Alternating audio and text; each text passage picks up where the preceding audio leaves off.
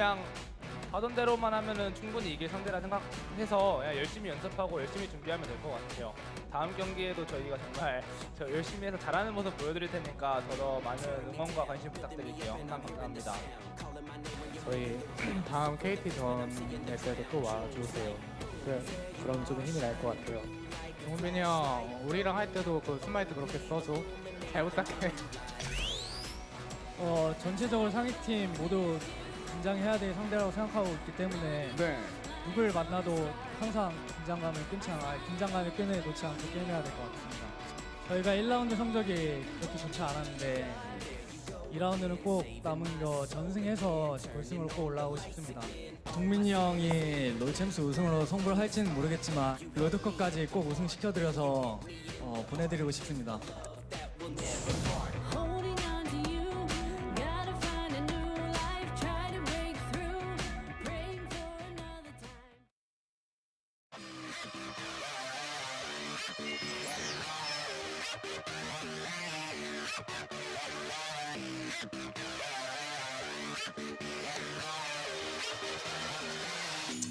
Welcome back, guys. We're here after what was actually a short break from the first match that we did have. It's going into the Clash of the Giants #2 codename Score. As Yukal says, I want to get the big victory for my big brother. It's going to be KT versus Gen G. Two teams that are very different, but are always at the top of the rankings. Really fun game brewing for us here, and the fun may not necessarily be in killer minute stuff. We imagine Gen G will do their best approximation. What we saw in our first series, slow and steady wins the race, has always been the Samsung Galaxy into KSV into Gen G mantra. But KT have had the kryptonite to Griffin in the past, and they will feel like if their early game can be decisive enough, Valdez, that they can beat their opposition today and make their fans believe that maybe this time, seriously, this time, might be the time for KT Rolster, because Kingzone Dragon X traditionally done pretty well against KT. They're really not going to be too much of a variable, it seems, after their loss in the first game. Maybe for once, the coast is clear. SKT, they're not there. Kingzone, they're not there. Maybe it's KT's time. Yeah, and I'm glad that I don't sense even a modicum of excitement in your voice, because that's very important, right? Nobody got excited before this match. Even if KT win game #1, just make sure you're just playing it calm, cool, collected, not, getting too excited. But, yeah, I mean, KT, they're really good at the early game. I think they're going to show us what Kingzone should have done to Griffin. Hopefully, right? That's where they do have their strengths. And I said it before the break, it's always up to KT, right? I think if they are the ones actually going forward and winning the matches, they deserve it. But sometimes they also deserve it when the roller coaster takes a dive. And is this the battle of the two best squads to never win LCK? The Samsung squad, it's gone and won Worlds, has never won the LCK in the LCK era, 2015 spring onwards. Their opponents today, KT Rolster, have also not been able to win in the LCK era. So it's probably the two strongest teams. They are also the two teams who are 3-0 in the second round robin. So there are form teams as well. Only one of them can go on to win. If Gen G win, they are only game score behind Griffin at the top of the table. Yeah, it's very competitive up at the top. Let's introduce the two teams we have tonight, though. Gen G going to be starting over here on the blue side. And man, the last time we saw them up against the FLICKR Freaks and even Kingzone before that, these guys, they are very solid nowadays. Ambition is starting all the time. He looks really good. Kind of like Tarzan in the way that he plays the Sejuani, the Trundle. He's just trying to control the map and be in the right place at the right time. He seems on his game, and Fly bringing in new picks. And Ruler and Cuvee even stronger than ever right now. Is there anything better than Fly winning in Korea? Because if Fly is winning, the trash talk starts. The code name of Score for this match. Because Fly said, yeah, I remember that 2 HP smite. Bring that back in this match. Fly against his KT Rolster teammates from 2016. The only one remaining is Score. Of course, so much change in the KT org since then. But this uptrend on Gen G, 3-0 in the second round robin, does make them one of the unsung favorites for LCK Summer 2018. Yeah, I feel like generally in the regular season for Gen G or Samsung, they kind of get mentioned the least out of all the top teams. They're not the most flashy. They're famous for being, calm, cool, collected, playing the macro style and just eventually winning. Now, their opponents on the opposite side are not really that team at all. They love to get aggressive. They have the best early game here in Korea, and they love to win their lane and through that win the game. They will be fielding their strongest roster today. Smeb Score, Yukal, Deft, and Mata.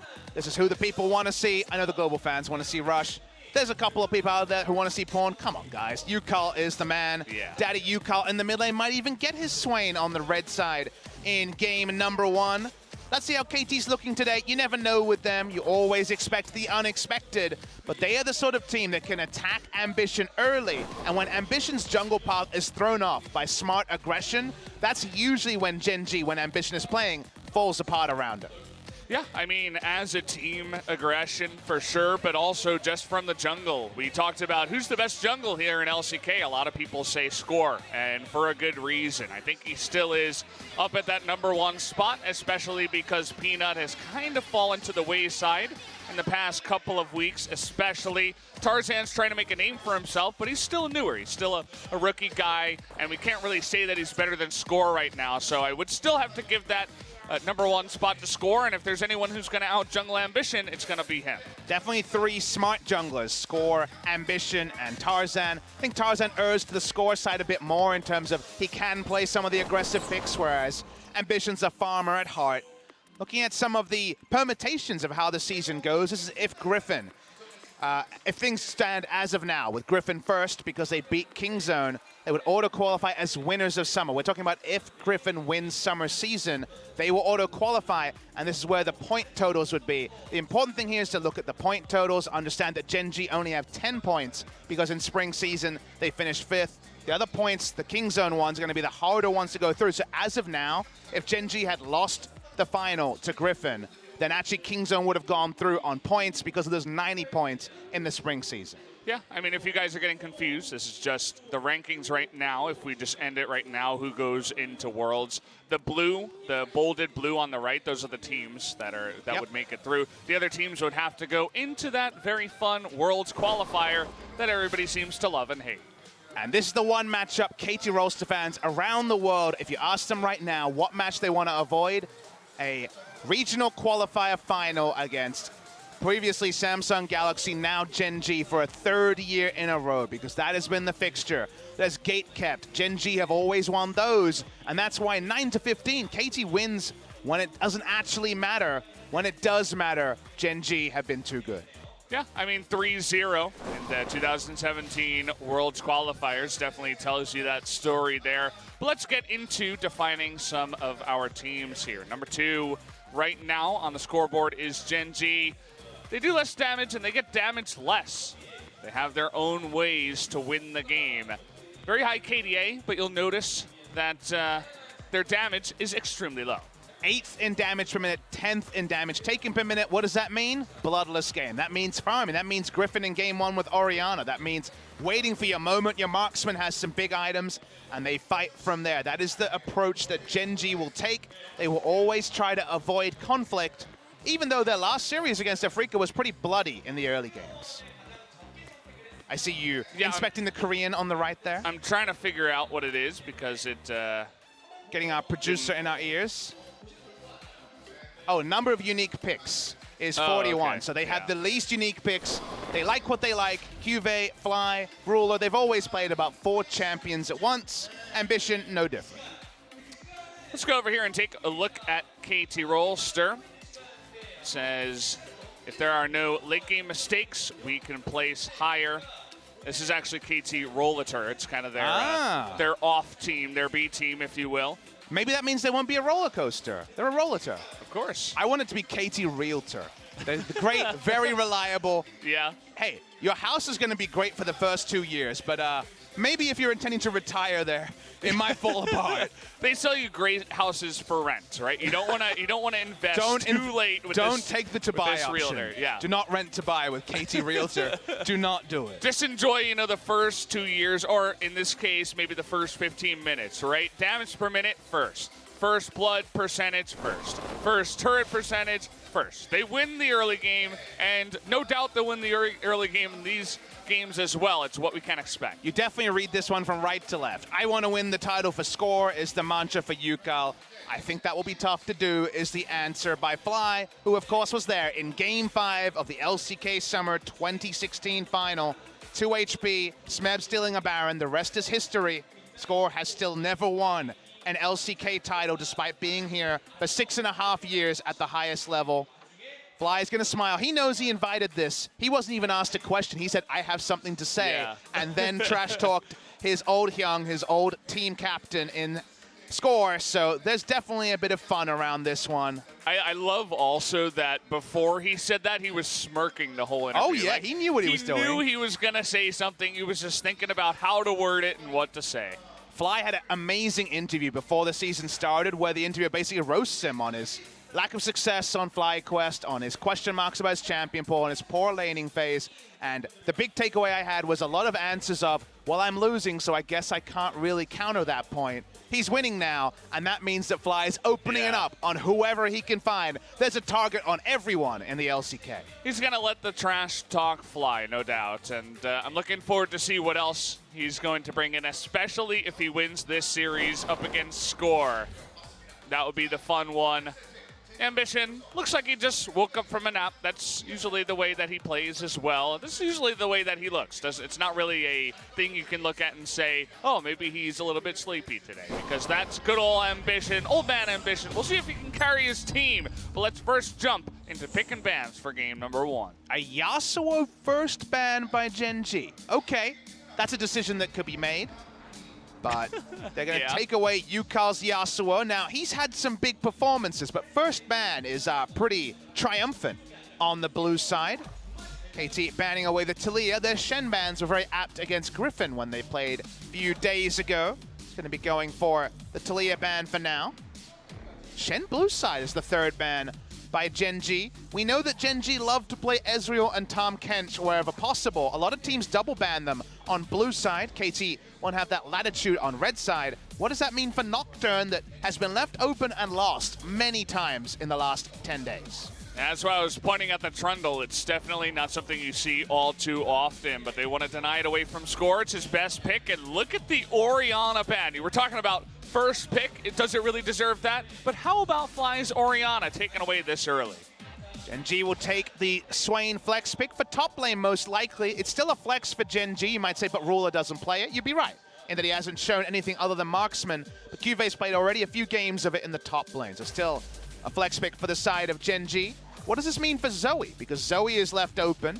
Zoe versus Galio is a very possible matchup, and if you really want the Galio, you can just blind pick it and say, well, if it's Zoe, I'm not too worried about it. KT say, maybe we'll pick Camille as well and just go for the insta-lock and insta-pick comp on the red side. Well, Galio Rakan is terrifying. Yep. If you're looking at that already, Gen G is thinking, okay, how are we going to avoid engage? And, well, how about Ezreal and Tahm Kench? They haven't had that duo available together in a really, really long time. This has been banned one or both for the longest time. They will take it on the blue side, but KT Rolster left open picks they were happy to leave open against Griffin. And even though tier list-wise, Griffin had a strong draft, they were unable to actually put those picks to use. We know that Gen G can play all these champions, but there should be no surprise to KT about what they've given open. So I'm interested to see what KT's dissemination of the draft is on red side. It seems like Xayah Rakan will be their claim. Pick up the Xayah. A lot of champions that are 3-0 for their respective players. UCAL Galio 3-0, Cuve Swain 3-0, Deft Xayah is 3-0 as well. So a lot of very strong picks so far. Bit of sad news to tell you guys, we're still on patch 8.13, so the Lovers Duo on the side of KT cannot use the Samsung Galaxy skins. They're not enabled just yet, and if Ruler and Core JJ claim them, they won't be up. Speaking of those skins, apparently I've got the ability to communicate with our cameraman. You are the prophet. Follow Gen G and win their skins. Is the sellout move here by the Spo TV. You and I cameraman already went ahead and picked up a lot of those skins. The signature edition too. We're big spenders. It's good. It's too good to pass up. Really good stuff. Definitely a bit of a sellout moment on the stream, but for our world champions here from Korea, you got to be prideful a little bit. The Rise gets taken away. What's Fly going to play? It's kind of my interesting question. It might just end up being Swain, but Fly, like a lot of his luminaries, has not had a big champion pool. Lulu is available, not selected so far. The Galio, the Zoe, they're taking out the Orianna band. Remember that Aurelion Sol is enabled today after being disabled for the majority of this season. I wonder if they'd go there, as Deft is showing us that Hecarim looks like an alpaca.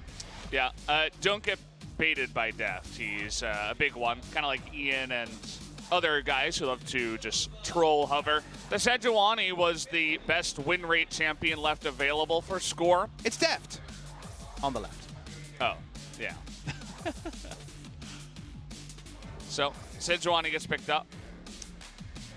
We're going to have it revealed right now who is going to be playing in the mid lane. The battle of the Gragas players could be Ambition's pick here. Ambition and Skora, two best Gragas players in Korea. And the blind pick is going to be topside. Smeb loves himself a blind pick Klepto GP, and this is going to be Cuve going for the GP. Now, it could be also Fly on mid lane gangplank into the Galio matchup. That is something that Pawn did on KT Rolster in the past. So there is still the potential for ambiguity here, which I'm sure is not lost on KT. Smeb is undefeated on Jace this season so far, I believe 1-0 on the pick, 2-0, sorry. And he will actually take the Jace, saying, whatever matchup, I'm feeling good. Definitely feeling good about this one. We'll see what he can do into the GP. Most likely going to be staying up in the top side. Man, this is going to be filled with fireworks. We saw the Galio and the Rakan on the side of KT, and we knew that they were going to have some kind of engage comp. They move away from the, team fight 5v5 wombo combo, and they give themselves some other options at least. Waiting to see how many swaps we see. Will it be the mid lane GP or the mid lane Swain? Probably going to be the Swain most likely, but there was always that threat of the GP not to be. And that means that Smeb, looking to double his wins to 2 on the Jace, is going to find a kind lane short of Ambition, really warping the 1v1 between the Jace and the GP. Yeah, you were mentioning GPs that go Klepto, they go Sorcery, right? They just really get greedy up in the top side. We've seen it work when they have a lot of jungle attention. So you're saying don't go greedy because it's Ambition? Yes.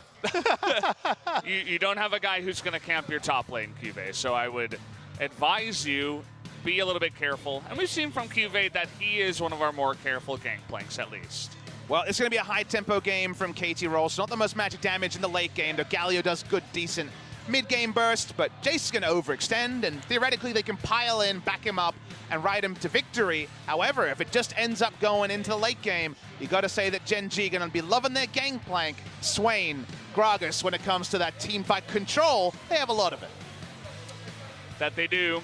It's always dangerous to leave Ezreal and Tomkins for Ruler and Core JJ. They're both 8-2 on their respective picks. Looking for 9-2 tonight. Jumping into game number 1, guys. The countdown has started. We are ready to get into it. Our next match, Gen G versus KT.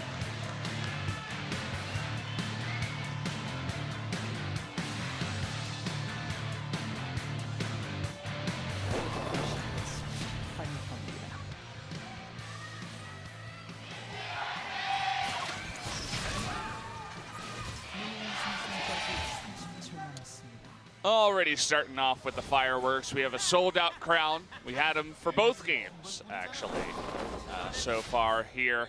And we will have it for this one. KT trying to get cheeky in level 1 and maybe catch out someone, but Ruler gets away. But Ruler is forced to skill Arcane Shift at level 1, so going to be less presence there. Thank you to the Observer for confirming that to everyone. So we'll be laning with E. Ezreal often wins the level 1 push. Not as easy against Xayah or Rakan because of the AoE pushing of the W start, but Ezreal's level 1 with an auto attack cancel onto the minions with his Q. Does mean he does decent in pushing. Going to be much more tricky now, leveling E level 1. Looking at the jungle starts here, seems like Gragas actually going to be starting onto the Raptors as Fly and Yukal do a bit of a war of wards at level 1. Smeb wants to start harassing Cuve as early as possible. Yep. You see the runes here, as we expected, especially against a Jace. You want to go a bit defensive as the Gangplank, and he's done exactly that. Bone plating, second wind, grasp with the Undying, everything just to make sure he can stay alive. Also the potion rune, I forget the name of that one, but also Time Warp Tonic. Yep, and Biscuiteer. So he's going to have basically all of the sustain he can fit into one rune page. He has a, well, my jungler's not coming top, I'm going to have to deal with this rune page. Makes sense, but he's already used 2 stacks of his Corrupting Potion. Corrupting Potion start from Smeb as well. Interesting. Usually to see Doran Blade. Bit of a assist done by Ambition. The most of a top lane gank he'll give is taking the top side scuttle. Bit of coverage there. See if Score is willing to go as insane as he did last time we saw him when he was flashing over the wall as Nocturne to try to pull off a gank. Can get very creative, old man Score. Nocturne, we've seen the Kindred too, just go a little bit farther than we would like to see. But we already saw Tarzan on the Talia going a little bit farther with the flash forward into 3 people. Still won the game. It's just Talia things, but we'll see if either of our junglers wants to do that here. So far, looks like at least Kive is hanging in with the Jace up on the top side. KT have a real tempo draft here. Jace is usually part of a tempo draft, and by tempo draft, I mean priority, I mean pushing and rotating and getting your turrets as early as possible. Zyra Khan going to be very comfortably in control against the Ezreal Tahm Kench lane. The Jace, in every way, answers GP in lane, so we'll be able to get the push when he wants it, and also be happy enough to control the wave. That does empower Score to play forward, but he's not on a Kindred, he's on the Sejuani, so a lot more about coverage this time. However, if they're able to blow open a lane, they can definitely double down with the Galio when it comes to aggressive plays, and that's why you see a lot of aggression like that. Although taking a turret shot, not recommended. Not going to be good for him. Both of these players have ran out of Corrupting Pot stacks, and that means that Smeb will probably be the first one to go back. Just going to recall right now. But as I said before, Kive's keeping up with him, so he should be happy about that on the Gangplank. Would love to have that Gangplank just sit back, relax. You know, kind of reminds you of the Orianna Ezreal from Griffin, except this time it's GP Ezreal in different lanes, but they would love to just sit back and farm up. That's exactly what they're doing. Gen G don't quite have the Orianna that we saw from Griffin 2 games in a row, and also from Gen G a couple of days ago, but don't let the look fool you. It's still very much a farm up for teamfights draft as mid lane. Playing a bit of trouble here, doesn't have cleanse, is going to be forced to flash away. Uses that W on himself, just in case they were going to dive. Nicely prepared, but the flash out of him is good to get from KT. Definitely seen some junglers greed for the turret dive in that scenario, run out of damage and be turned around, so KT just accept the flash. They don't need any more than that. Happy enough with the bounty. Vision of Empire, of course, predicting the flash forward. Captain Marta continue to have a very comfortable time, although a bit of a CS lead is opening up. Score playing top side, and we see the Gragas bot side. This is very aggressive by Ambition. He's, you know, he's getting in there. He's going to aid his lane with at least the barrel. We've seen him do this before on Trundle, where he just walks in the lane. He's like, hey, guys, what's up? You thought you were playing 2v2? Nah, I'm here. I'm here to help out my team. I'll give a barrel to Core JJ, I too. know. Bit of a donation there. Yeah. He looked like he needed a drink, to be fair. Well, when you play Tahm Kench every game, sometimes you need to have a little fun. This reminds me of Meteos playing the jungle Nasus and just running to lanes and eating down the wave and pushing. There's a famous game where he got double buffed in a patch that was much more punishing to get double buffed on in Season 3, and then ran to lane. Also happened in Korea. Insec had a game like that as well, where had no buffs, so just laned. But Ambition famously doesn't gank, so laning does make a lot of sense for him. Yeah, it definitely does help in terms of, you know, getting a little bit of damage done to the turret. It just makes it's like standing there just in case of a counter gank, but you're there and you're showing yourself and you're spending more time. Takes a little bit of XP away, of course, but there wasn't much of a wave that was pushing in at the time when he was in the lane. So outside of that, it just keeps them safe and gets a little bit of turret damage, and he didn't have any camps to farm anyway, and he's not going to gank any other lane because he's Ambition, and there's not a really good lane to gank. So much of duo lanes is around lane position as well, so it might have just been a call-up. They might try to freeze it, just walk up, barrel roll it, force them to fast clear it, and then maybe we can keep the lane in the spot we need. We're not expecting them to be able to have really much control around the top side, given that Jace should be able to push in whenever he wants, so that was some control bot side as Ambition walks up, and we'll love some Raptors. Instead, he'll help out his good buddy Score, hit level 6, and then take a drink, and then run away. How about some XP in the mid lane now? Says Ambition. Fly tells him to go away. Score with the better pathing and more time spent farming is going to hit level 6 first. It looks like he's up a camp and a half. We'll see where he wants to go with his first ultimate. Just can't help but smile at Ambition. He's still the same player in the jungle that he has been for a few years now. I'm a bit kind of concerned he didn't go for Gragas Esquire. That would have fit this playstyle a bit more of rolling up, giving a bit of champagne to everyone and moving on. But Ambition does it his way, and on the Sejuani, on the coverage champions, it can be strong. Funny thing about this stat is that Ambition was actually close to 1,000 kills about a year ago, but he's been so much on the tank junglers that he hasn't really had any games where he got big kills. So his kills per game went down so much. That's been a long time, but he is very close to that 1,000 mark. 2 kills is all that he needs. He could get it here in game number 1. I sort of doubt it. I think it might take a series or 2 for him to get up to 2 kills. Ooh, taking a lot of poke damage in the lane here, actually.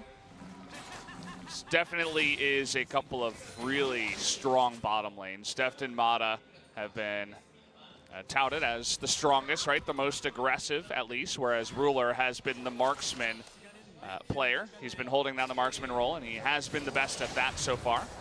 Not able to interrupt the back on Ruler as Score was bot side, but Score had already recalled, so Deft and Mata just posturing. I agree, for different reasons, these two 2v2s are very powerful. Ruler and Core JJ usually are on the slow and steady side, kind of remind me of Bang & Wolf in years past, where their job is not usually to win lane, but to just guarantee that Ruler's at an item timing at the right time. If it's Ezreal, it's 2 items at 18 minutes. If it's a more risky duo lane, then it's a little bit later. Deft and Mata are much more about pushing up, dominating lane, and trying to win, which means, which they do more of the time, but of course, they can also have the big misfires that we don't often see from Ruler and Core JJ.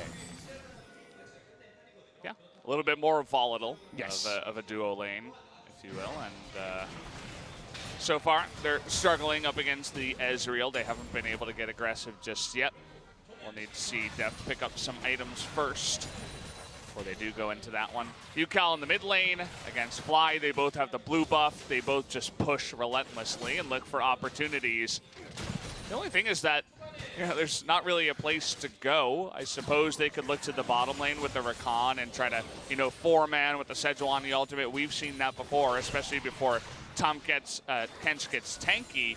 Maybe that will be the way that KT look to go. Problem is, it's QSS Tom Kench. Not QSS, Cleanse Tom Kench already. So it's going to be very difficult to open up the CC chain to actually set up the Galio to get the knock-up. You're right, there isn't really very many good gank targets. That's why it should be very much about pushing a turret when they invest the Sejuani. Just like Gragas was involved in the lane for turret damage, that's what they should set up with the Sejuani here. You'd imagine the Jace will be the scene of the crime on that. He's already most of his way to, I would imagine, a Yomu's Ghostblade, just for the movement speed to juke a cask. But it's going to be 1-item power spike on Deft, 1-item power spike on Smeb, and what KT can do around that, they really desperately want to get 3 outer turrets down pre-20 minutes. Well, so far, it's not even looking that great up in the top lane. The full health turret for the Gangplank is still available. Cuvée went the tanky build as well, and he has his own built-in cleanse into his kit, so the Sejuani will be hard-pressed to lock him down up there. Will be really mostly up to the damage from the Jace to just take him out before anything else. Then again, you're also looking at double teleport on the side of Gen G. So it's a wonky one. It's going to be hard for KT to find much value on the map early on, even though they desperately need it. I have to feel like the game slowing down due to the death timers being changed in the early game, the stopwatch meta that has increasingly come on. We had 10 stopwatches in our previous game. It really does feel like it suits Gen G Ambition, he was never going to cast there. Come on, guys. The green casters were getting excited because actually an aggressive spell was used in the mid lane. But everything slowing down really plays into the Gen G playbook. They must feel so good about where the meta is. KT once again have drafted the comp that needs to play on the front foot. When it comes to easy objectives, the only one is maybe the Cloud Drake. They're going to have to invest pretty sizably to do so. So Gen G just pull back. They continue to farm. 3-0 for both these teams, but the meta overall seems to suit Gen G more than KT. Yeah, even so. I mean, you had an interesting stat about both of these teams. Not sure if you wanted to bring that up now. They're both having a lot of success in recent times. Both of them 3-0, like I mentioned, but if the game patch state slightly favors Gen G, you do feel like the slow and steady is going to win against the Jace comp. That's usually the way it goes. KT are really going to have to be on point in the mid game, use their ults well, the Galio and the Sejuani, and ult use has been pretty down on these long cooldown globals and engage ultimates in the past week and a half. The Orianna priority and Orianna ban lets you know that slow and steady is the preferred strategy by many. So KT have to take more risks to get their victories, and Gen G just feels so good about playing passive that those indirect buffs mean that situations like this, I think Gen G are really happy. Yeah, Ambition is going in. They force the ultimate out, and CoreJJ immediately gobbles him up. They can't find any follow-up engage, as Mata is not able to knock anyone up here. Fly would love to steal this blue buff away. Would certainly help him out in the pushing war that's happening in the mid lane. Might get least here, might need to be smited. It actually goes over to the side of Score. Looks like his smites are on point today, at least. He got the blue buff, baby. Redeemed for 2016, 2 HP. Only as good as your last smite is what we all know from solo queue and also in professional play. Score was not good at his smites the last time we saw him, of course, against Griffin. So we'll see if he can work on those, because that's a good start. Yeah, well, we'll see how he does on the more important targets. It was funny that he was doing that in the face of Fly, too. He's like, hey, you wanted my smites? Well, here you go.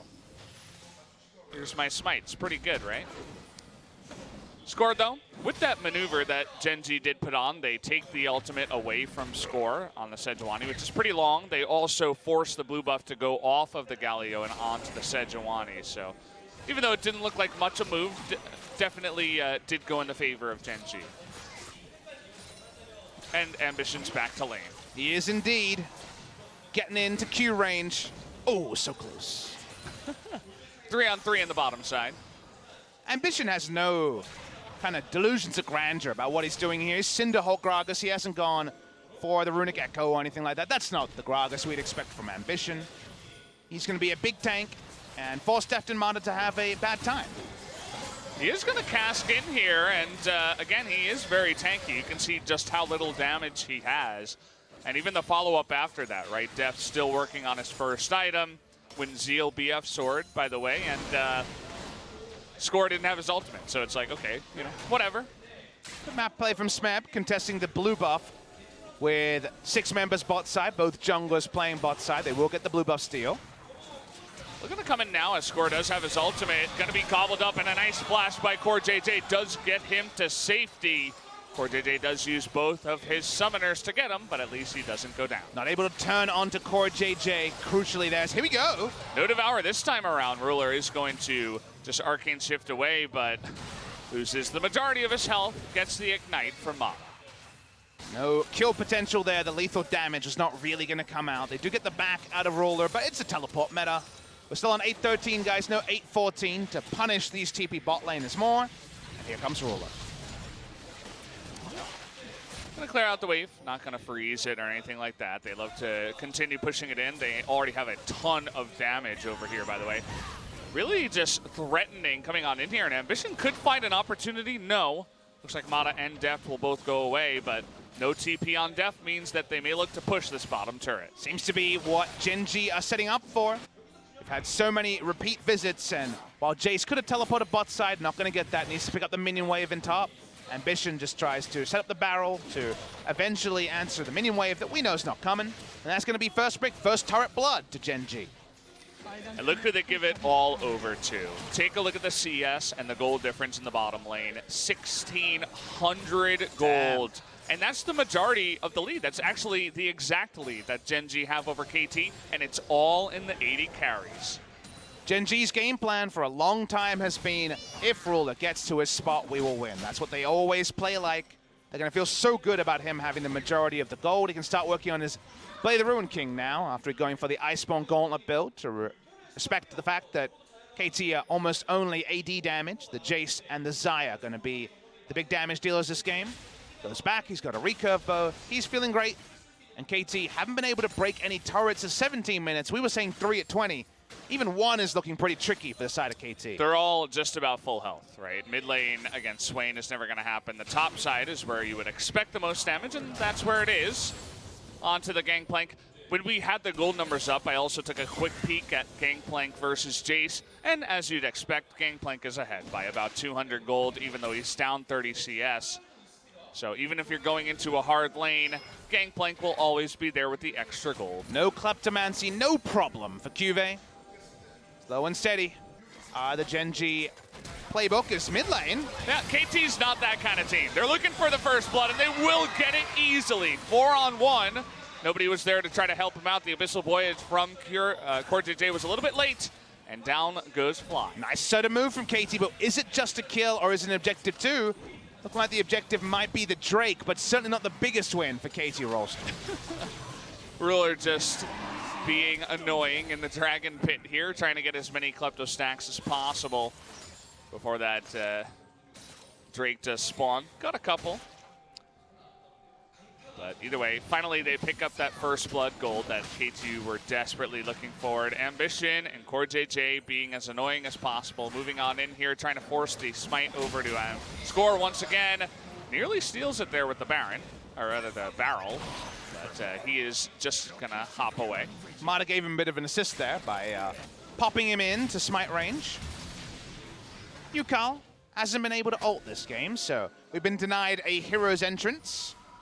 Smeb very clear about what he wants to build. Yoma's first into eventually Black Cleaver and the Duskblade. But Gen G taking this opportunity to turn on to the Drake.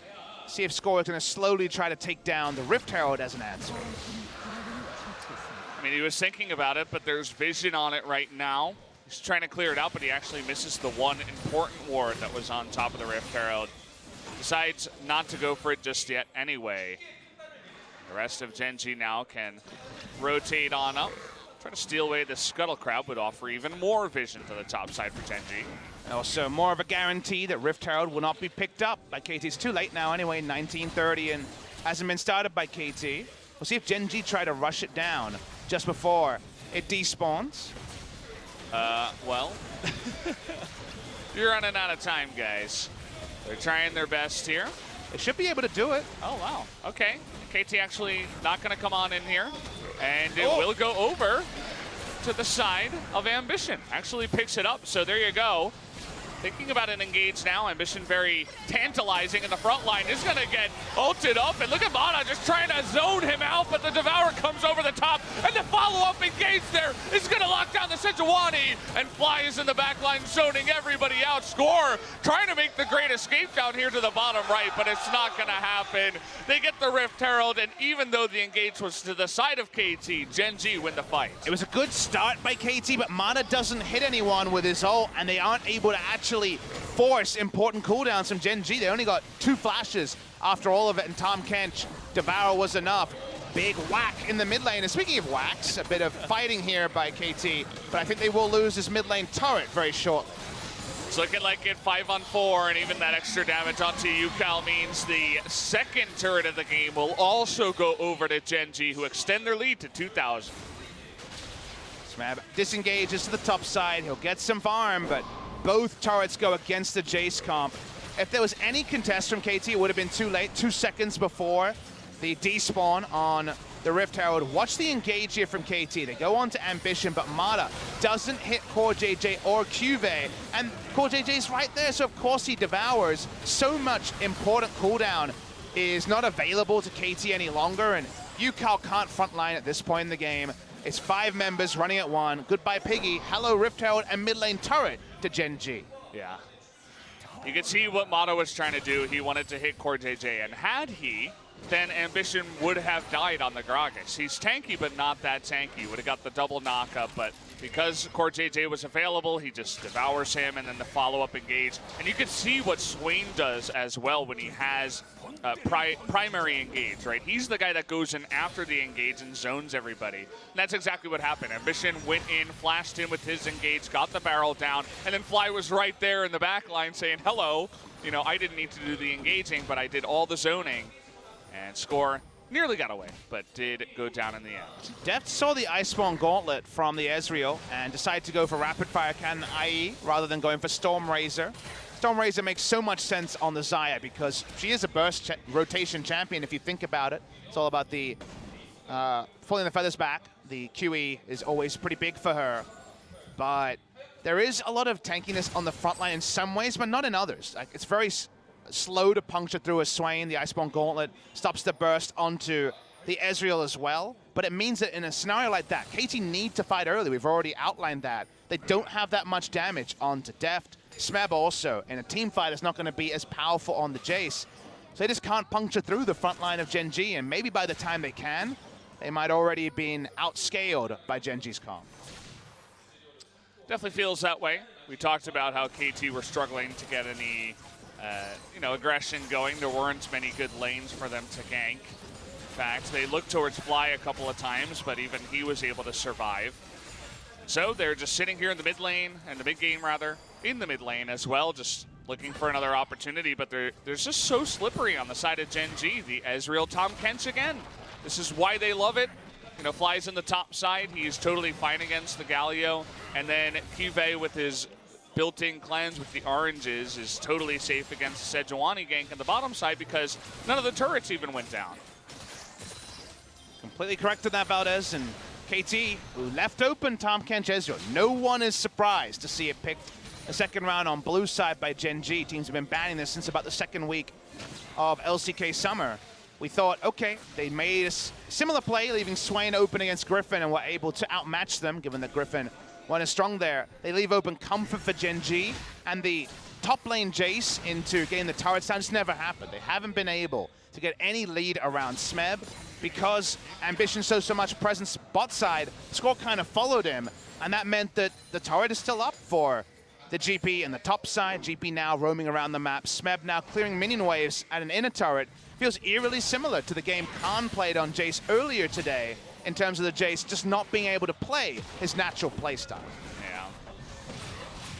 I love the swagger of Ambition's Gragas, by the way. He knows that he's just unbelievably tanky right now. He's got the levels. He had a really good early game. And he's just like walking into the enemy jungle. He's like, you can engage onto me if you want. My teammate's going to be right there to support me. And he's just looked really confident on the pick so far. Even just showing up to lanes and knowing exactly where to be at the right time on the map so far. If Ambition is playing in a proactive jungle meta, he can often be a big reason that Gen G fall away as a team. Gen G in general have been pretty susceptible to metas changing and them falling away, but in this current meta where it feels like they can control the pace of the game unless the enemy team pulls off aggression, which this time KT drafted but aren't able to actually execute on, then he looks great. Then he can be such an important man for the side of Gen G. Oh, gonna clear that control ward. They're onto the Drake, and will KT try again to make a play happen?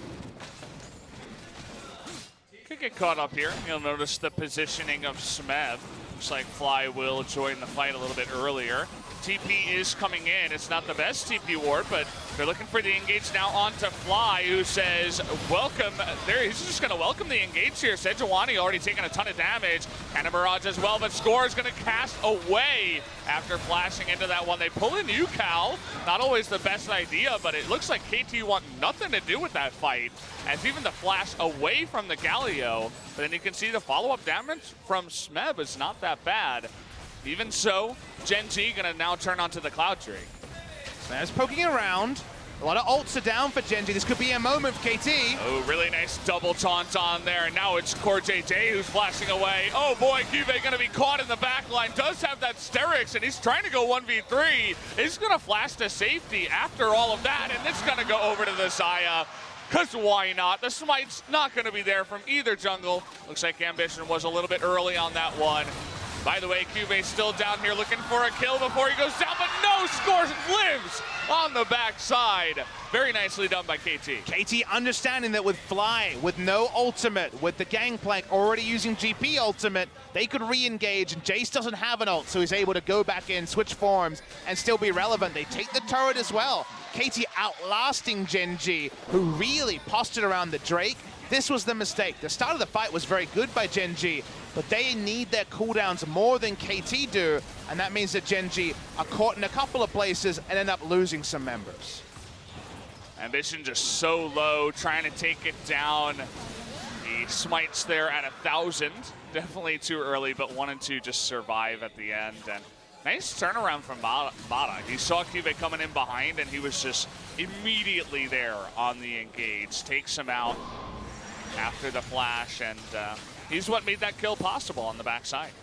Now this is an interesting item spot. Def does have Infinity Edge rapid fire cannon, 60% crit, and also the true damage that comes through from the IE. Gave up Stormrazor after seeing the Iceborne Gauntlet to try to have a bit more teamfight impact. We were worried it would be too late, but they were able to trade up their KT. They have 2 Drakes into the game. Now at 27 minutes, there's still the chance that KT can use their wily team fighting, which of course is on full display against Griffin with that amazing play with the Realm Warp from Yukal, and outplay Gen G. But outplaying Gen G is tricky. It's not a reliable win condition for most teams in Korea. So it feels like the game might be decided in the next pair of team fights. Ruler's getting strong, has that second tier building up right now. They have the vision on score, so they know exactly what's going on with him. Smeb level 17, looking to roam up into the mid lane now. Keep in mind that Fly is down in the bottom side at only level 15 on his Swain. So as Jace shows himself, Gen G say, okay, you can have the mid lane. They're still ahead on the gold, so they should be happy about that. They want to continue scaling, but KT seems like they have that aggressive spark in them, at least to go into this mid game. Vision line right now, pretty even between the two teams. Couple of control wards by KT around the Baron, but not supremacy by any means. Big items starting to come through. Now we have the 3-item core for the Gangplank in summer with the Stormrazor rolled in for the crit barrel on the first bit of burst damage. Full tank on both junglers, but Ambition always going to be on Knight's Vow duty to help his Ezreal live. And moment that Seraph's transformation comes in, that's a pretty tanky guy as Ambition. Just, you know, walking through the river. And now it might be Core JJ in a lot of trouble. Doesn't have the cleanse this time around. Mata is going to get the safety. And Ambition getting caught out. Core JJ trying to save his life. And it looks like Core JJ is the one to give his life. And when the game turns, Ambition has been one of the most stubborn junglers at face-checking when he was ahead early. They lose a team fight and then will continue to face-check as if the game state hasn't changed. The game state changing is why Core JJ is forced into a bad spot. He goes down. It's not going to be at the cost of Baron, but it is a quintessentially Ambition moment. It's pretty unfortunate. Core JJ...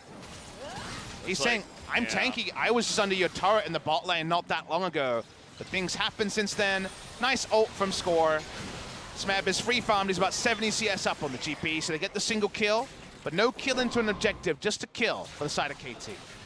Said that Core JJ had his cleanse, but just not gonna use it there. Maybe it was just a UI bug, not 100% sure, but either way, it's just the kill. There was no objective that did go the way of KT, especially when Ruler just double Mystic shotted Death to the face, and then he lost 75% of his health. So they know the power of the Ezreal. It's beginning to pop off, as I like to say. Still no upgraded boots, by the way, as is the way of this new age Ezreal. Deft is ready to pop off too. Zeke's Convergence, Rapid Fire Cannon, Infinity Edge, and soon to be a Lord Dominic's Regard being completed. Execution heavy. I think Ambition could be the big man here. If he can disengage Galio and maybe a damage dealer as well, they can easily fight front to back, can Gen G. Only frontliner on the side of KT is going to be Score and Yukal. Teleport into lane just by the Xayah. There is that Lord Dominic's Regard we talked about. picking it up. Ruler with his Iceborne Gauntlet actually doesn't take that much damage from the level 18 Jace. The Shock Blast to the face. She's happy to lifesteal afterwards as well, and the Jace, of course, will lose efficacy as the game goes on. Ruler taking a little bit of damage. The ultimate comes on in. And, well, they'll just back off that one. Even Gen.G not looking for the fight. Nice cooldown trade. Sejuani ultimate for Cleanse. Cleanse so important for Core JJ, otherwise he will be the target. Every fight that comes through, rolling over to the heel for now with his unsealed spellbook. Should keep track of that. Remember, there is the potential for that double smite on the side of Gen.G. He had the exhaust the last time around. Switches it to heal for this time. Ooh, Gen.G don't know they're in a ward. Boy. Yeah, and they're actually going to heave forward here is Ruler. Knows he has the Tom Kent's right behind him.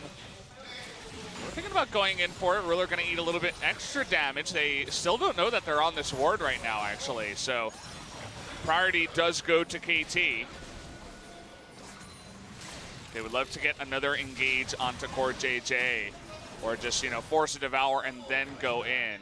It's amusing to watch KT try to get the maximum value from the ward Gen.G don't know about. They don't want to show that they have the information by just hitting every accelerated shock blast. Oh boy, here we go. Okay, the Devourer is going to come in, but the Flash Taunt is there afterwards. Two members get caught up in the back line, but Fly is going to get a good position to get his Zhonya's down, and the front line is there for Gen.G. Although they're low, but Mata's going to be picked off on the top side. Nice follow-up engage there from Ambition, and now they're following up onto Score here.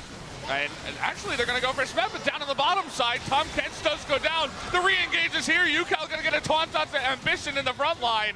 Cuvée with a nice barrel and shot to the face, and Ruler, he is still safe, and it looks like the rest of KT, they cannot help out UCal. He does trade the kill back onto Ambition, but still, nice little fight there, going the way of Gen.G. Ambition going down means no Baron comes through, so at least for KT, that's a last bit of good news. They thought they had the Wombo engage, but they still don't have the damage to puncture through these insanely tanky frontliners. Ruler is so much safer than Deft.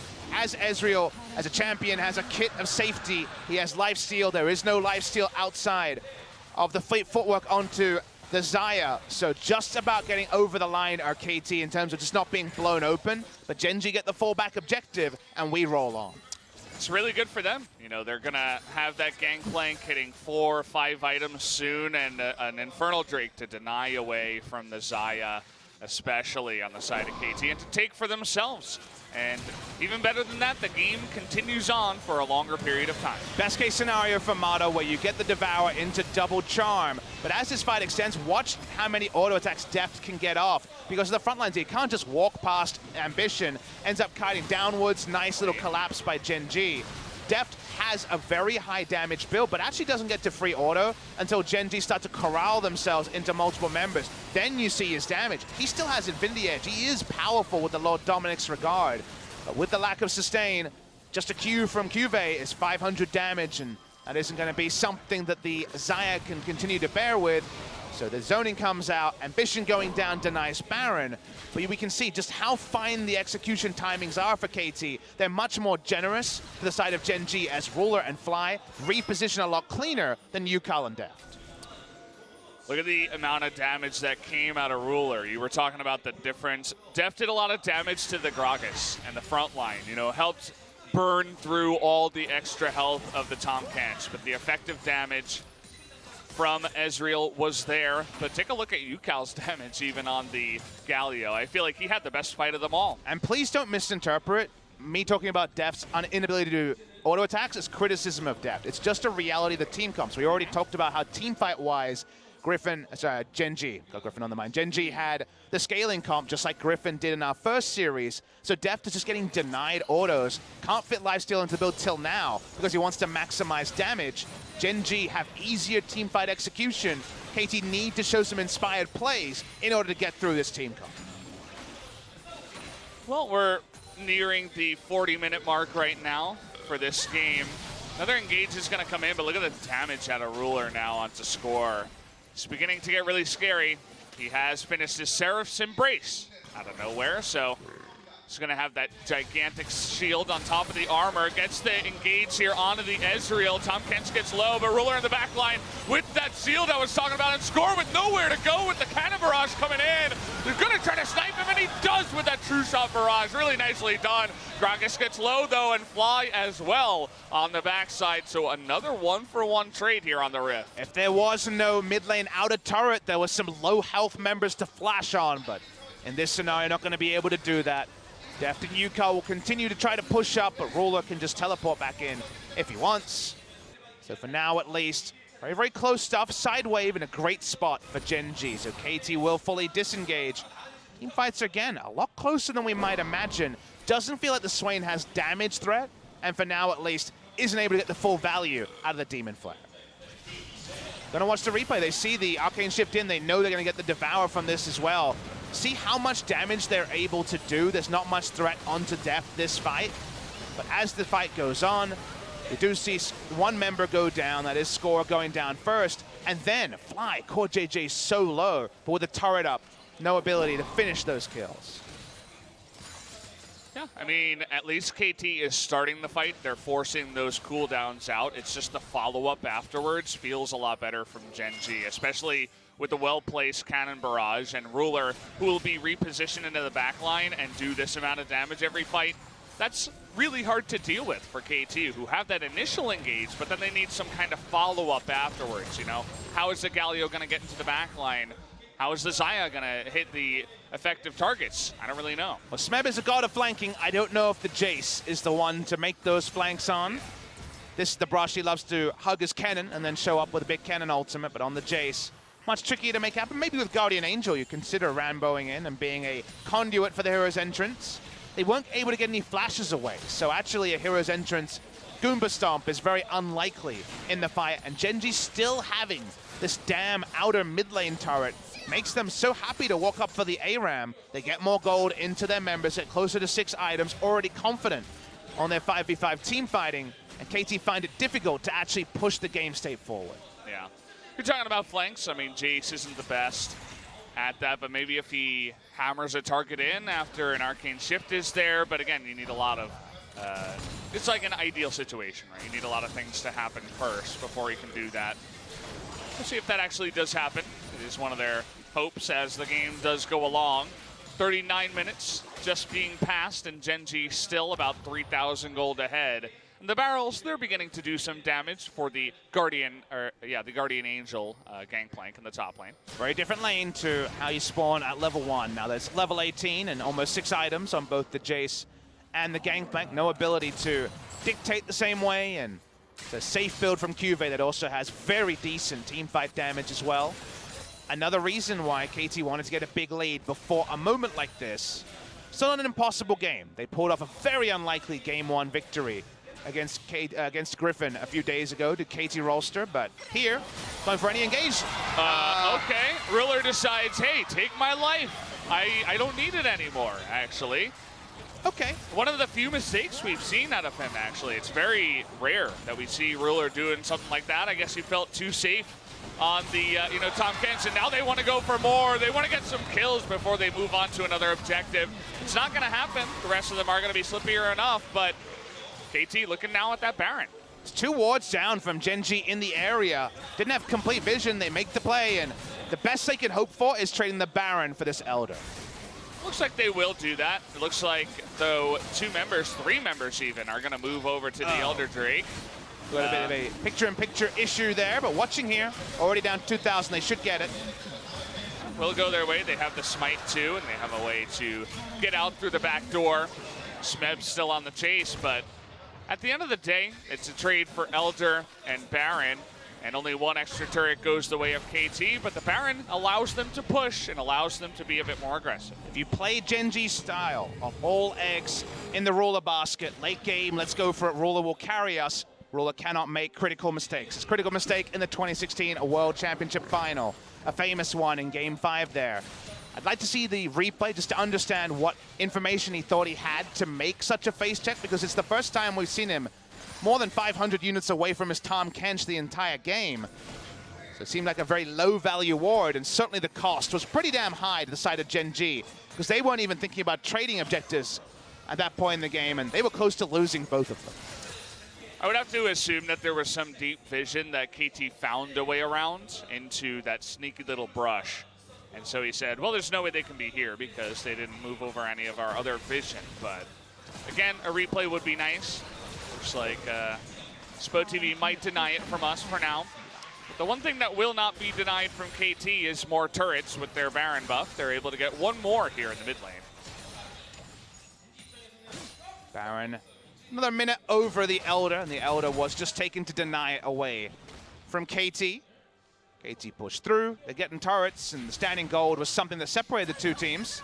Ruler has been trying to put out max damage to the Piggy, but of course at the cost of being hit by quite a few Sejuani ultimates this game. Yeah. He's been pretty good about, you know, staying safe outside of the one crucial mistake he made earlier. Even if he does Arcane Shift into the enemy team. Looks like he'll also pick up a red buff, which is going to be even better for his poking here.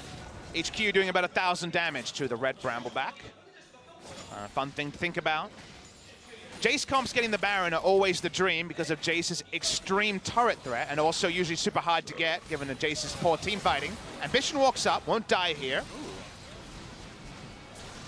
Gets the quickness out of Mata. So Gen G try to make a big play, you wonder. They know that Jace is going to be split for now. could have tried to cast there, but we've seen what happens when Gragas' cast a Galio into your enemy team, or into your allied team. It's not a good look. Looking to get on in here now. It looks like Core JJ is going to step forward, eat the ultimate, but they do get the cleanse once again. He has QSS now, so that was QSS out of Core JJ. He had Exhaust as a summon spell at the time, so another cooldown to keep track of. 400 gold to separate these two teams. Definitely a long one, Valdez. We're 43 minutes in, and yet game's pretty even, really. No base broken at 43 minutes in. Gen G have to make a huge mistake in order for KT to get the Baron, and it's a very high-value Baron in terms of amount of turrets taken. Looking to break the base. It's the last 30 seconds of Baron for KT. Cass comes in, gets the Feather Storm here out of Deft. Ambition is going to be tanking up to eat that damage, but Deft eating a couple of shots from Ruler now. The redemption is here, though. Onto someone the engage. Now they find Ambition. So much CC coming in, and the last hit is going to do it with the Ignite ticking down. Vado will pick up the kill onto the jungler. Now Ruler poking forward. The Cannon Barrage does come in. Smeb got extremely low as well on the backside. But it looks like Gen G not able to find another pick. So KT the only one to get ahead there with one kill. Smeb took a lot of free damage, but notice that he did take the inhibitor turret in the bot lane through all of the pandemonium in the mid lane. A big win for KT Rolster when it comes to map control. Don't have the most powerful siege. Sounds like a crazy thing to say with Jace and a marksman, but the Jace does so much more work in the 4-1 than he does in any sort of 5-man siege. So very smart to keep Jace in the bot lane. Gonna see the replay of all of this. Been so much posturing between both teams. Ambition, the king of posturing, is always about implying action, but not putting it out. But he makes a mistake. He walks up too many times. The first time, decent. The second time is what heralds his death. He walks up, continues to try to zone at this point, but this is as they already lost a turret, and Mata says thank you very much, and they put Ambition in the grave. Yeah, got to be careful with your positioning. We've seen it a couple of times from the side of Gen G. You were talking about lifesteal. Well, how about a Bloodthirster for Deft? Doesn't have boots anymore. He's on 6 items, and he is going to be just a gigantic fountain laser, if you will. He's not the famous one of Teddy, but he's a good one at that. Will have to really be aggressive with his positioning for fear of being kited out of a team fight by all the mobility on the side of Gen G. That's the sort of thing where, without boots, there's the big potential of him just not being in range to auto onto the members of Gen G. But you're right, he does an incredible amount of damage and finally has that lifesteal to not just get randomly chunked out of a fight by 2 Mystic shots. We talked about being aggressive. He's sitting there in the front against 3 members that have engaged potential. We call this the outplay build on the Xayah. Already seen Ruler outplay himself by giving over that Baron to KT, so see how Deft looks in the late game. Certainly in years past, he has both excelled and struggled in this role. 2017 KT, a lot of critical mistakes by Deft in winnable games. Yeah. He's going to be the big-time damage dealer on the side. Trying to go for the cask onto Def, but Def was actually too far forward. The Nevermove misses too. Once again, they will get that engage onto Ruler. KorziJ is there. Trying to really break at least one inhibitor to make things interesting and go for those later game objectives. Def's walking Def up. in the front. Oh, he gets solo, but the Featherstorm is there. The engage once again onto Fly, but it's Swain. And now here's Cuvée from the mid lane trying to do that damage onto UCal, but he does even more to the side of Fly. Coming back here is KorziJ with an interesting Abyssal Voyage. Cannon Barrage is going to come down.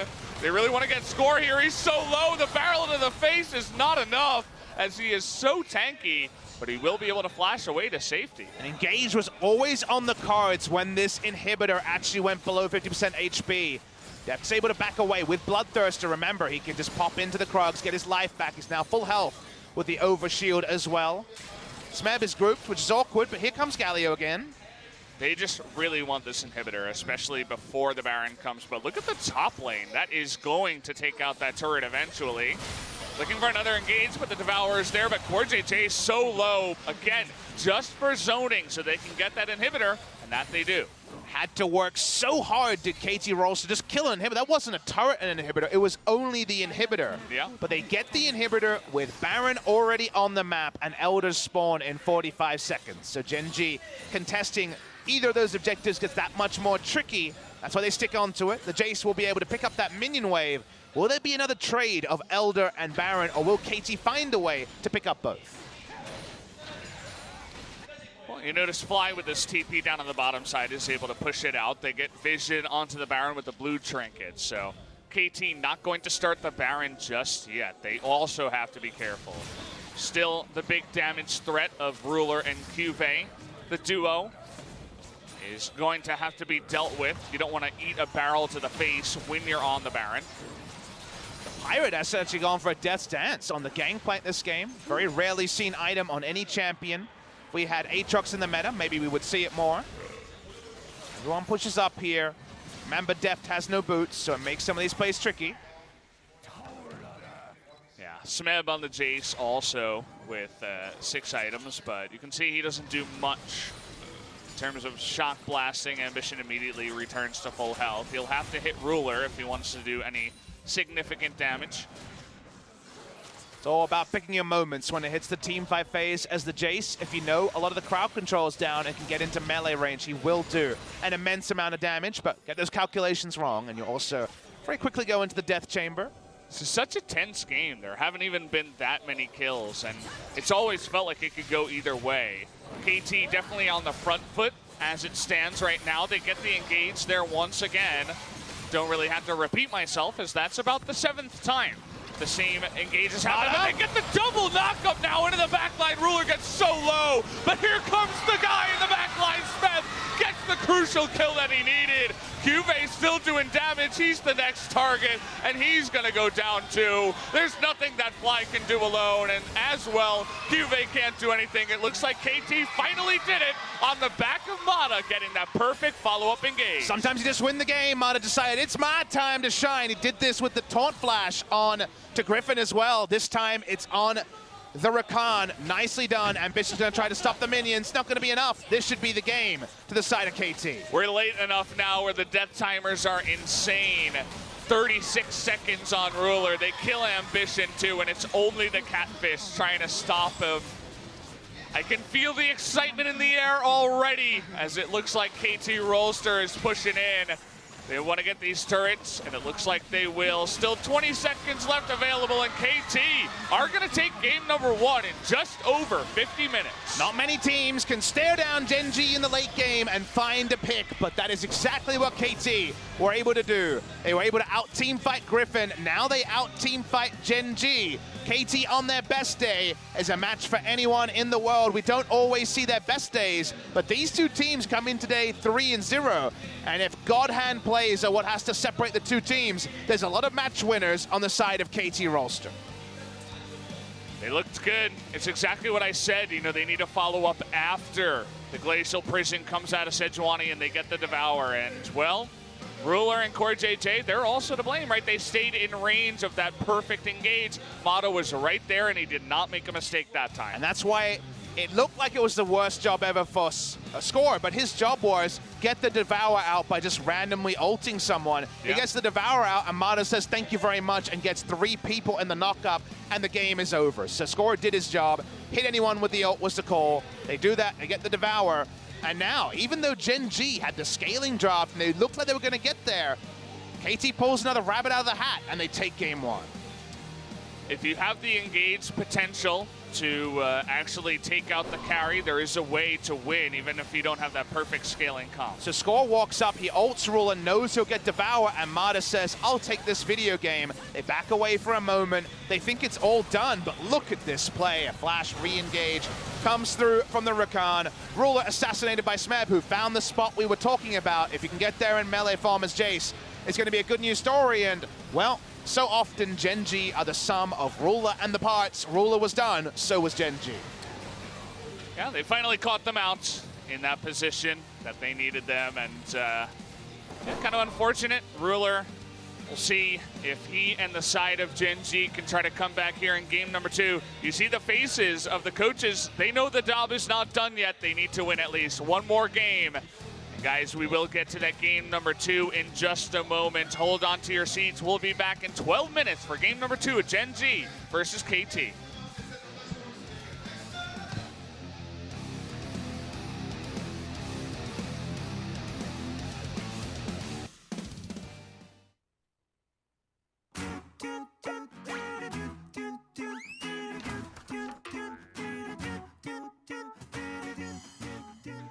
안녕하세요. 2018 LCK 썸머 스플릿에 다시 돌아온 LOL 신문 10답의 박지선입니다. 오늘은 새로운 이름과 함께 더욱 멋진 경기력으로 돌아온 팀 젠지의 보듀오 룰러 선수와 코어 장준 선수가 함께합니다. 안녕하세요. 저는 젠지에서 원딜을 맡고 있는 룰러 박재욱이라고 합니다. 반갑습니다. 안녕하세요. 저는 젠지 스포츠의 서포터 코장전 조영인입니다. 개인 연습으로 살짝 휘둘러 봤는데 꽤 아프더라고요. 그래서 고통을 최대한 줘보도록 하겠습니다.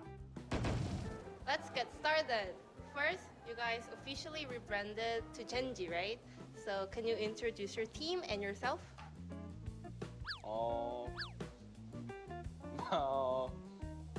My name is Jaehyuk Park. My team name Genji. Hello. So you guys participated in 2018 Asian Games as Korean national players. So how did that feel? 기분이 어때요? Feels so good. Any message for the fans or the Korean fans? 이름 생각날 거야.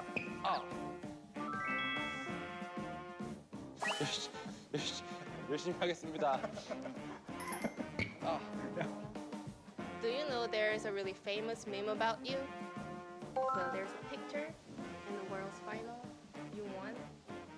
이거 장면 아는지. yes.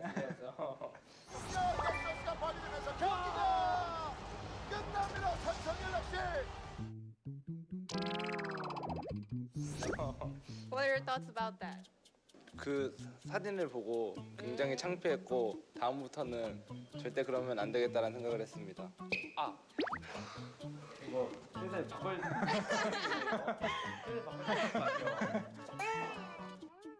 This is a start of summer split, which is really important to get qualified for the World Championship, right? So, is there anything you want to say to your fans?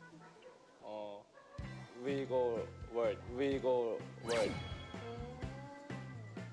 Then, is there any last message you want to say to your teammates?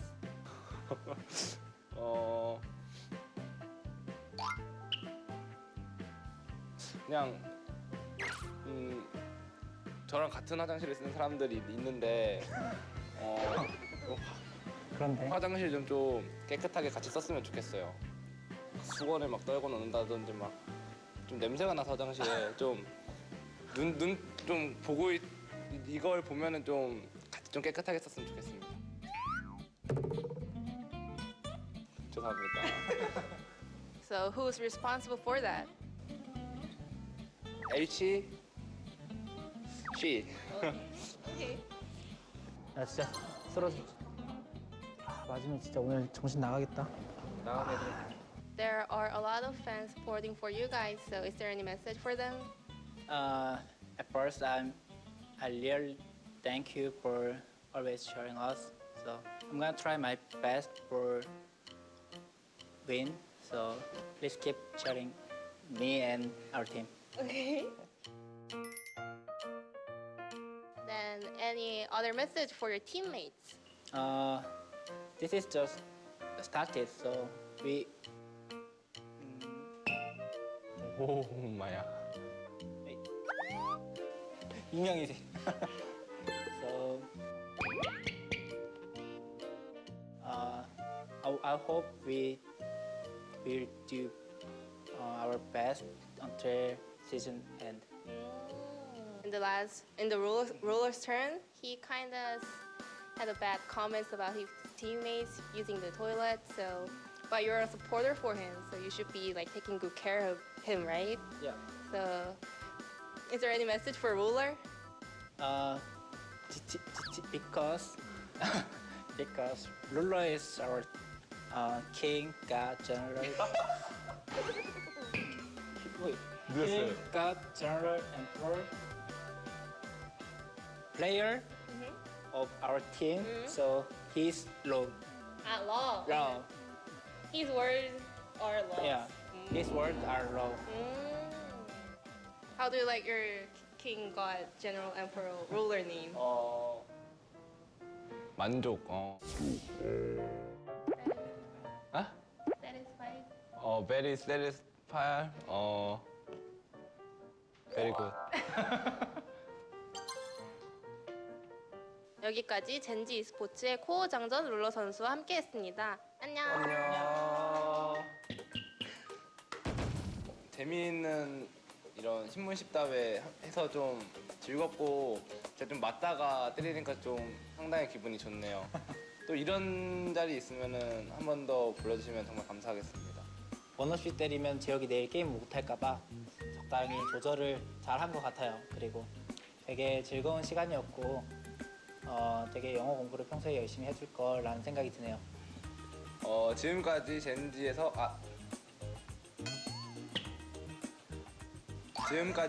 e스포츠 룰러 코장전이었습니다. 안녕.